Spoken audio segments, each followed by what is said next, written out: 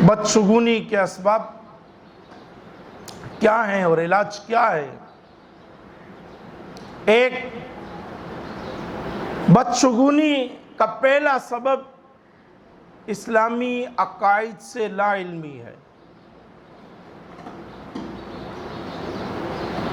اور علاج کیا ہے؟ تقدیر پر ایمان۔ اللہ نے لکھ دیا، جو لکھ دیا وہ ہو کر رہے گا، اور راضی بر رضا رہنا، اللہ کی رضا پر راضی رہنا، یہ اس کا علاج ہے۔ دوسرا سبب توکل کی کمی ہے۔ علاج یہ ہے کہ مسلمان اللہ پر کامل بھروسہ کرنے والا بنے، توکل کرنے والا بنے، اس میں کمی نہ آنے دے۔ وہ واقعہ بیان کیا جاتا ہے نا کہ کچھ لوگ بارش کی دعا کرنے کے لیے، نماز استسقاء پڑھنے کے لیے میدان کی طرف نکلے تو ایک بچہ، اس کو جب معلوم ہوا کہ بارش نہیں ہو رہی تو اس کے لیے نماز استسقاء پڑھی جائے گی اور دعا کی جائے گی بارش کی، تو وہ چھتری لیے ہوئے آتا ہے، اور لوگ اس سے پوچھتے ہیں کہ تو چھتری کیوں لایا ہے؟ تو وہ کہتا ہے بارش ہوگی۔ وہ کہتے ہیں کہ بارش تو ہوئی نہیں، بارش کی تو ہم خود دعا کرنے جا رہے ہیں، اور تو ابھی سے چھتری لے آیا۔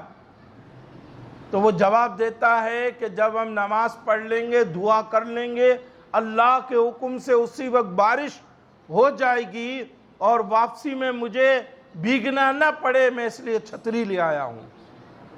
ایسا کامل بھروسہ۔ اور مسلمان ہر حال میں اپنے رب پر مکمل توکل کرنے والا اور کامل بھروسہ کرنے والا ہوتا ہے، اور جب اس قدر ایمان میں پختگی ہو، مضبوطی ہو، تو اس کے فوائد و ثمرات زندگی میں واضح دیکھنے کو ملتے ہیں۔ بدشگونی کا تیسرا سبب اس کا حصہ بننا ہے کہ بدشگونی کا خیال دل میں آیا اور کام کرنا تھا، نہیں کیا، رک گئے۔ علاج کیا ہے؟ اس خیال کو جھٹکے دل و دماغ میں گھر نہ کرنے دے، کام سے نہ رکے بلکہ کام کر لے، اور رب سے امید لگائے انشاءاللہ اللہ کے حکم سے بہتری ہوگی۔ چوتھا سبب بدشگونی کا کہ اس کے نقصانات سے بے خبری ہے۔ جب انسان کسی چیز کے متعلق خبردار ہو جاتا ہے، باخبر ہو جاتا ہے، تو پھر وہ اپنے آپ کو اس سے بچاتا ہے۔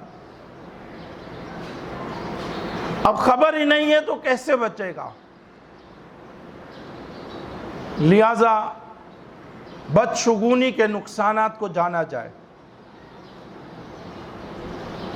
نقصانات کیا کیا ہیں سمجھے۔ چند ایک نقصانات میں بیان کر دیتا ہوں کہ بدشگونی، بدفعلی کا ایک نقصان وسوسوں کا آنا، وسوسوں کی کثرت، دل و دماغ میں وسوسوں کا گھر کرنا، اور پھر ایک خوف کا بیٹھ جانا ہے۔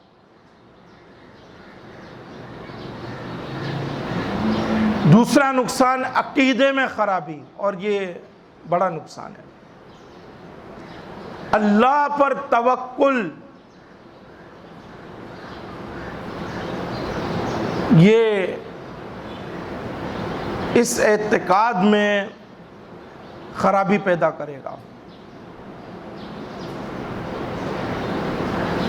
پریشان خیالی کی زیادتی، کہ اب آدمی پریشان ہی رہے گا، ایسا ہوا تو اب ایسا ہو سکتا ہے، ایسا ہو سکتا ہے، اور بے شمار سوچیں اس کو آتی ہیں۔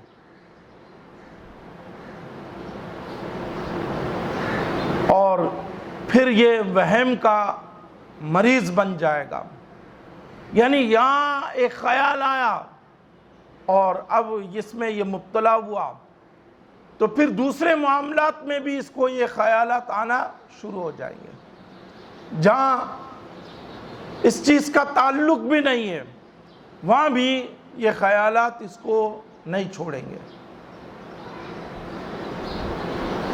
ایک نقصان وقت کا ضائع ہونا ہے، کہ ایک کام ایک مقررہ وقت پر انجام دینا تھا، اس کو ضائع کر دیا۔ اب دوسرا ٹائم مقرر کرے گا، اب دوبارہ ٹائم مقرر کرنے پر جو مزید کام یہ انجام دے سکتا تھا اس سے یہ محروم رہے گا۔ ایک نقصان یہ ہے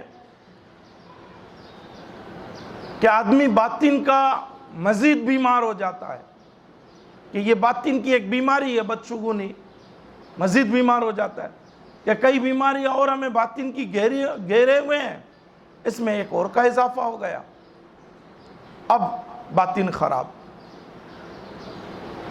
تو مسلمان تو اپنا ظاہر بھی اچھا رکھتا ہے اور باطن کو بھی سنبھالتا ہے، باطن کا بھی خیال رکھتا ہے۔ ایک نقصان اس بدشگونی کا کہ ایک مسلمان شیطان کا کھلونا بن کر رہ جاتا ہے، پھر شیطان جیسے چاہتا ہے کھیلتا ہے اور جس طرف چاہتا ہے اس کو لے جاتا ہے، اور پھر اسی طرح یہ بے حال زندگی گزارتا ہے۔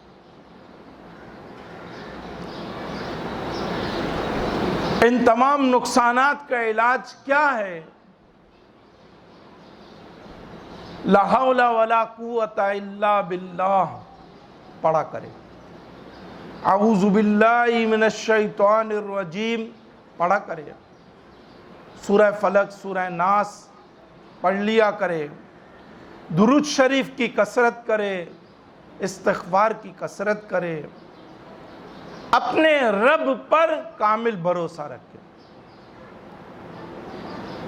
بس جی اللہ نگہبان ہے، اللہ محافظ ہے، اللہ کریم مددگار ہے، اس طرح سے ان نقصانات سے اپنے آپ کو بچائے۔